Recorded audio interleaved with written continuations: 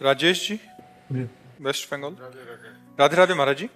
महाराज जी, पूजा पाठ नाम जप करने के बाद भी अगर मन में शांति ना मिले और हमें लगे कि परिस्थितियां अनुकूल नहीं हो रही, तो महाराज जी हमें क्या पाप, स्पष्ट शब्द समझो। पूर्व का किया हुआ पाप आज जप करोगे, पूजा पाठ करोगे तो भी शांति नहीं मिलेगी जब तक वो नष्ट नहीं हो जाएगा। पूर्व का पाप नष्ट होते ही हृदय शीतल हो जाएगा, और जब तक वो नष्ट नहीं होगा तब तक वो ताप देता रहेगा, जलाता रहेगा। ये पाप है पूर्व के, इसलिए भजन करते रहो, शांति मिलेगी।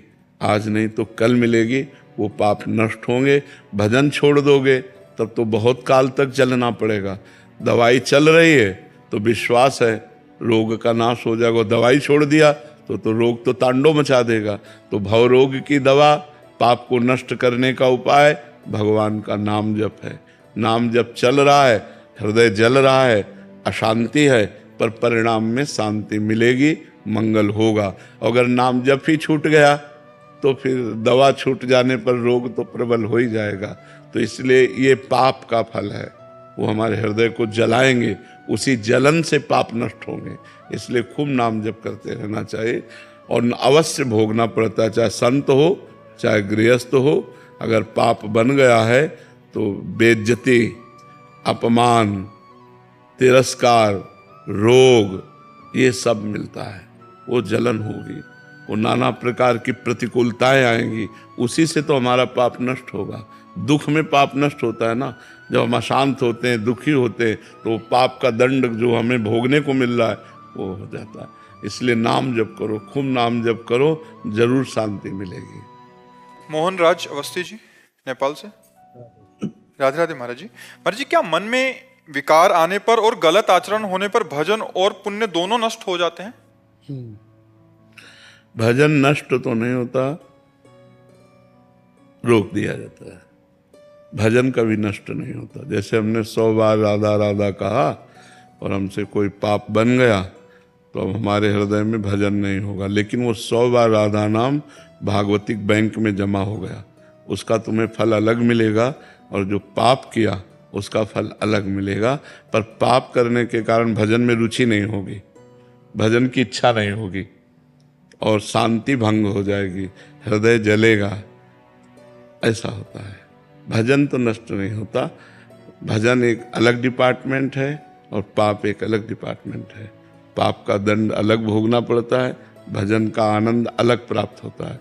भजन कभी नष्ट नहीं होता, क्योंकि भगवान अविनाशी, तो भगवान का नाम अविनाशी। तो हमने जो राम कृष्ण हरि जपा, जो राधा राधा जपा, वो कभी नष्ट नहीं होता, वो मंगल करके ही रहता है। समझ रहे ना? डॉक्टर नेहा कुमावत जी। राधे राधे महाराज जी। महाराज जी, रोजमर्रा के जीवन में हमेशा सत्संग नहीं हो पाता, सही निर्णय नहीं ले पाते। जीवन में धर्म अधर्म, सही गलत का विवेक कैसे लाएं? कौन सा रास्ता आत्मिक खुशी के लिए है? भजन कर रहे हो और सत्संग सुनो, सुनना पड़ेगा। 20 मिनट 30 मिनट रोज दवा की तरह सत्संग सुनो, और नाम जप का नियम लो कि मैं 50,000 नाम जप, 10,000 नाम, 20,000 नाम काउंटर रखो, उससे नाम जप करो, नियम लो। तो जब बुद्धि पवित्र होगी तो किसी से पूछना नहीं पड़ेगा कि आप धर्म कर रहे हो कि अधर्म कर रहे हो। वो तुरंत आपकी बुद्धि बता देगी कि आप धर्म कर रहे हो कि अधर्म कर रहे हो। पवित्र बुद्धि। अपवित्र बुद्धि तो अधर्म को भी धर्म बनाने की चेष्टा करती है। अपवित्र बुद्धि तो एक धर्म का मतलब यही चलेगा, ऐसा भी चलेगा। लेकिन जब पवित्र बुद्धि होती तो ठीक निर्णय करती, गलत है नहीं करना, सही है उत्साह आ जाएगा, करो, ऐसा। तो पवित्र बुद्धि करने के लिए 2 बात है, साधन को हरि भजन है, कै सत्संग सहाय। साधना मुख्य बात तो हरि भजन है, और उसकी सहायता सत्संग है। तो 30 मिनट 40 मिनट सत्संग सुने, और अगर एकदम आपका मन सत्संग में नहीं लगता तो एक क्लिप देख ले 5 मिनट की, 10 मिनट की, तो कुछ शब्द तो सत्संग के जाएंगे तो अपना प्रभाव दिखाई देंगे। तो सत्संग और नाम जप, भगवान नाम जप, इससे मंगल हो जाएगा, बुद्धि पवित्र रहेगी। हमें क्या करना चाहिए क्या नहीं करना चाहिए, ये हमारी बुद्धि ठीक निर्णय कर पाएगी। अंकित जैन जी। शेयर पर जी आपकी कृपा से आध्यात्मिक रुचि जागृत हुई है। नित्य एकांतिक सुनता हूँ, नाम जप करता हूँ, ठाकुर जी की सेवा भी करता हूँ, परंतु कभी कभी प्रमाद कर लेता हूँ। किस बात में प्रमाद? आलस आ जाता है कभी कभी। सो गए फिर शुरू कर दिया। 24 घंटे थोड़ी सो सब। भाई आज हमारा 8 बजे से 9 बजे का नियम है जप करने का, हमारा मन नहीं लगा, हम सो गए। लेकिन 10 बजे से 11 बजे तक जब हमारा नींद खुली, जब हमारा मन आया, फिर हम अपने नियम को पूरा करना है। समय बदल सकता है, सुबह की जगह हम शाम कर सकते हैं, दिन की जगह रात में कर सकते हैं, पर अपना नियम पूरा करें, ऐसा बांधना चाहिए नियम। अगर आज नियम बिल्कुल नहीं हुआ तो कल डबल करेंगे। आज की जगह कल हो सकता है पर डबल करेंगे, ऐसे रखना चाहिए तो ठीक हो जाएगा। प्रमाद फिर ठीक हो जाएगा जी। राजगोपाल जी। राधे राधे। राधे राधे महाराज जी। महाराज जी मैं तमिल और देवनागरी में लिखता हूँ, दोनों भाषाओं में मन से लिखा जा सकता है? मतलब किसी दूसरी भाषा में अगर जैसे आप कहते हैं चिंतन करो राधा, तो राधा एक तो हम हिंदी में लिख रहे हैं, तो अपनी भाषा में राधा लिखेंगे तो चलेगा? हाँ चलेगा। भगवान की सब भाषा हैं, भगवान के सब लोग हैं, तो सब भाषा भी तो होगा। भगवान से अंग्रेजी में बात करोगे तो नहीं समझ पाएंगे क्या? तमिल से करोगे तो समझ जाए, क्योंकि सारी भाषाएं उन्हीं से प्रकट है ना। वो तो जगत गुरु हैं, वेद भाषा उन्हीं से प्रकट है, सब भाषा उन्हीं से प्रकट है, सब उन्हीं से। तो जो जिस भाषा वाला है हम तुम नहीं समझ सकते, लेकिन भगवान समझ सकते हैं। भगवान तो उसकी भी समझते हैं जो कोई भाषा नहीं बोल सकता, जो कोई भाषा नहीं बोल सकता, भगवान उसकी भी भाषा समझते हैं। सर्वज्ञ है भगवान का एक नाम, सर्वज्ञ है। सर्वज्ञ माने सब ज्ञान, उन्हीं से सब ज्ञान प्रकट होता है। तो लिखिए, आप तमिल भाषा में लिखिए, भगवान उसको देख रहे हैं। अमित कुमार जी गुजरात से। राधे राधे महाराज। राधे राधे महाराज जी। महाराज जी एक एकांतिक वार्तालाप में आपने मन को भगवान कहा था और एक एकांतिक वार्तालाप में उसको आपने दुश्मन मानने को बोला। तो महाराज जी इस बात में महाराज जी अंदर का जो स्वरूप है वही मन है, जिसको हम जैसा बनाना चाहें वैसा बन जाता है, यानी कि मन आत्मा सूक्ष्म शरीर ये सब एक ही हैं? वैसे तो एक के सिवा दूसरा कुछ है ही नहीं, पर जब विस्तार हो जाता है तो उसी को अलग अलग वर्णन करते हैं। कंस में भी वही भगवान है, एक परम महाभागवत देवर्षि नारद जी में भी वही भगवान है। तो देवर्षि नारद जी जाते हैं तो भगवान उनकी पूजा करते हैं और कंस का मर्दन करते हैं। इसे लीला कहते हैं भगवान की। गीता में भगवान ने मन को कहा, इंद्रियाणाम मनश्चास्मि, इंद्रियों में मैं मन हूं। और यही मन जब गलत मार्ग में चला जाता है तो बोले बड़ा दुष्ट है ये, इसका मन बड़ा दुष्ट है, देखो कैसे कैसे आचरण कराता है।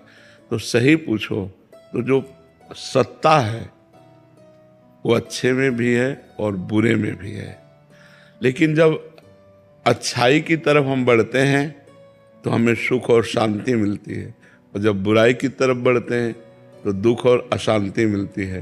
तत्व तो वही है, उसी से स्वर्ग बना है, उसी से नरक बना है, उसी से पापी बना है, उसी से महात्मा बना है, उसी से अच्छा बुरा सब कुछ वही बना हुआ है। जब ये ज्ञान हो जाता है तो जीवन मुक्त हो जाता है मनुष्य। पर ये ज्ञान करने के लिए ही ये चर्चा की जाती है कि वही मन भगवान है और वही मन पापी है। जब पाप के आचरण में चला गया तो पापी हो गया, और भगवान के मार्ग में चला गया तो भगवान हो गया। ऐसा है, समझ पा रहे हैं आप? रेखा जी जोधपुर से। श्री हरिवंश महाराज जी। महाराज जी भजन और चिंतन में क्या अंतर है? वैसे भजन का तात्पर्य सेवा होता है, भजन का तात्पर्य माला चलाना नहीं होता, उसे जप कहते हैं। जो माला चलाना है या काउंटर से, उसे जप कहते हैं। जो बैठ करके ऐसे को उसे चिंतन कहते हैं, जैसे नाम का चिंतन, राधा राधा राधा, रूप का चिंतन, धाम का चिंतन, लीला का चिंतन, भगवान के गुणों का चिंतन। वो चिंतन अंदर की वस्तु है, और जो भजन है वो सेवा है। वो दो प्रकार की होती, प्रगट सेवा और मानसिक सेवा। प्रगट सेवा में ठाकुर जी विराजमान करके उनकी सेवा परिचर्या, और मानसिक सेवा में मन में ठाकुर जी विराजमान करके मानसिक वस्तुओं से सेवा। तो भज धातु सेवायाम, भजन का मतलब सेवा होता है। माला चलाने का जप कहते हैं, जो ऐसे है उसे सुमिरन और चिंतन कहते हैं। तो इसीलिए हनुमान जी महाराज 2 बातें कही, कह हनुमंत विपत्ति प्रभु सोई, जब तो सुमिरन भजन न होए। सुमिरन और भजन 2 कहा ना, तो सुमिरन अलग हुआ और भजन अलग हुआ। भज धातु सेवायाम, भजन का मतलब सेवा, सेवा और सुमिरन ही जीवन की सार्थकता है। ठाकुर सेवा करें, समाज सेवा करें, परिवार सेवा करें, देश सेवा करें, जो हमसे बन जाए भगवत सेवा करें और भगवान का चिंतन करें, सुमिरन करें। नाम गुण रूप लीला धाम। रूपम जी दिल्ली से। राधे राधे महाराज जी। महाराज जी, ये सत्य है कि गुरु साक्षात परब्रह्म स्वरूप है, फिर भी हम गुरु की पूर्ण रूप से वैसी कदर नहीं करते और समर्पित नहीं होते। ऐसा क्या करें कि गुरु के वचनों ही हमारा जीवन हो जाए? और जब हमारा हृदय निर्मल हो जाएगा तब गुरु को परब्रह्म मान सकते हैं। नहीं तो हमारी दृष्टि मानुषिक बुद्धि में रहती है। मनुष्य है, साधक है, संत है, ब्रह्म है, ऐसा अगर अनुभव हो जाए तो फिर मोक्ष ना हो जाए। भाई अब किस भगवान के दर्शन करने, मैंने तो भगवान के दर्शन पा लिए। गुरुर् ब्रह्मा गुरुर् विष्णु गुरुर्देव महेश्वरा गुरु साक्षात, तो मैंने परब्रह्म के दर्शन पा लिए। अब किसके लिए साधना? अब तो नाम जप करके आनंदित है, मेरे परब्रह्म मुझे मिल गए। लेकिन ऐसा भाव नहीं रहता।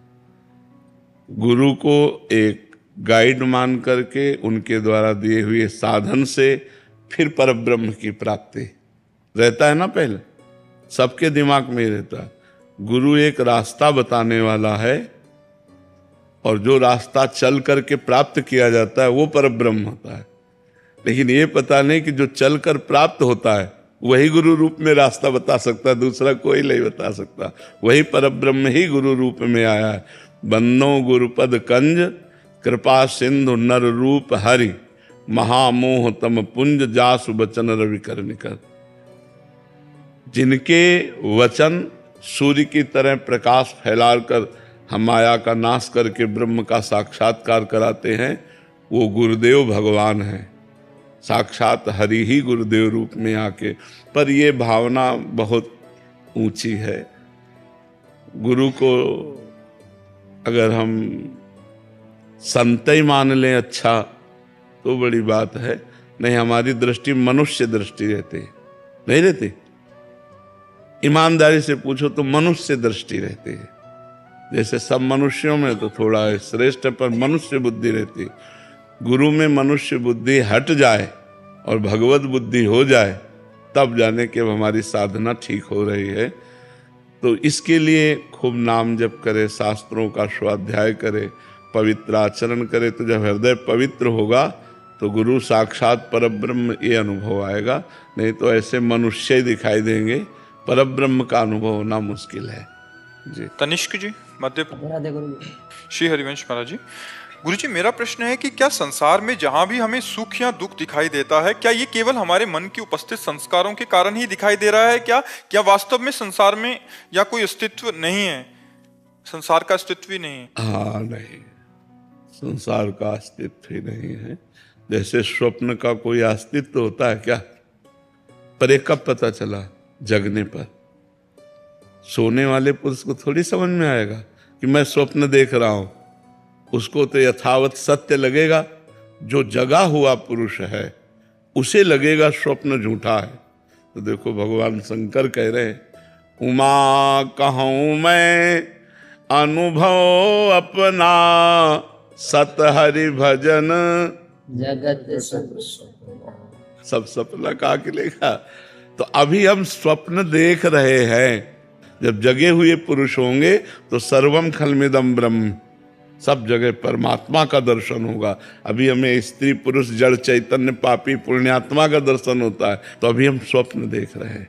हमें ज्ञान में जगना होगा। अभी हम सो रहे हैं, अपने को स्त्री पुरुष मान रहे हैं, जबकि हम परमात्मा स्वरूप हैं। परमात्मा के अंश स्वरूप हैं, तो हमें भजन करना चाहिए, अच्छे आचरण करने चाहिए, नशा गंदा आहार इसका त्याग करना चाहिए, तो हम जग जाएंगे। अभी हम अज्ञान की नींद में सो रहे हैं और ये संसार रूपी स्वप्न देख रहे हैं, थोड़ा जगे तब हमें समझ में आएगा। और गुरुजी, जब इंद्रिया किसी भोग को देखती है तो स्टार्टिंग में तो मतलब इच्छा करता है, और जैसे भजन के माध्यम से ऐसा ज्ञान हुआ तो सेहा जब मतलब वो मतलब एक तरीके से अंदर मतलब वो मसल नहीं देता, अंदर इतनी मतलब व्यथा वैदा करता है और फिर मतलब इच्छा ही खत्म हो जाती है। फिर ऐसा फिर उसके बाद हाई क्वालिटी का उससे अच्छा कोई आएगा वो, तो फिर उसमें फिर यही प्रक्रिया दोहराए फिर ऐसे ऐसे जब भजन बढ़ाते चले जाओगे तो सब भोगों से वैराग्य हो जाएगा। खूब भजन बढ़ाओ, भजन से ही होगा ये, न प्रवचन सुनने से होगा न प्रवचन करने से होगा। डट के भजन करे सो ही वैराग्य होगा, खूब भजन करे तो भोगों से रति हट जाएगी। जी, मानसिक में भी वही स्थिति रहती है, उपांशु तक तो ठीक चलता है, मानसिक में भी एक दो टाइम के बाद इसीलिए जब तक मन पवित्र न हो तब तक उपांशु में ही जप करना चाहिए।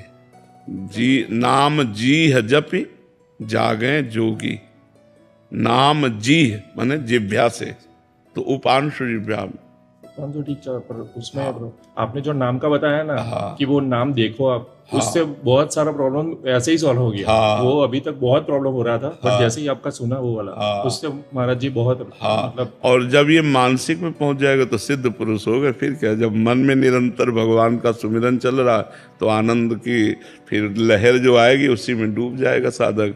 हाँ, बस चुपचाप चलते रहो, बस चलने में फिसलना बहुत है इसमें, इस मार्ग में चलने में फिसलना बहुत है। जैसे आप अच्छे से चल रहे हो तो विश्वास ना करो कि अच्छे से चल रहे हो, काई का मार्ग है, जब तक मंजिल पार ना हो जाए। जैसे नहीं कहते कि अब 10 हाथ रह गए तो 10 हाथ में भी मुंह भरा गिर सकते हो, बहुत चढ़ाई चढ़ाए 10 हाथ रह गए, फिसल के फिर गिर सकते हो। बस कदम मजबूत जमाता चला जाए। पर स्त्री संबंध त्याग, पर धन का किसी तरह से भी अपहरण नहीं, कोई भी पराये हक का भोजन नहीं, नाम जप, दूसरों का हित, गंदा व्यवहार नहीं, तो कदम मजबूत बढ़ाते चले जाओ तो भगवान के नजदीक। नहीं भैया, ऐसी फिसलन है पता ही नहीं चलता, फिसल जाता है। ये ऐसी फिसलन है कि इसमें फिसलते समय पता नहीं चलता, बड़ा अच्छा लगता है, फिसलते समय अच्छा लगता है, और जब फिसल चुका तो यार गिर गए, यार कैसे हो गया, अब कैसे हो गया, अब तो फिसल चुके। इसलिए नाम जप और सावधान।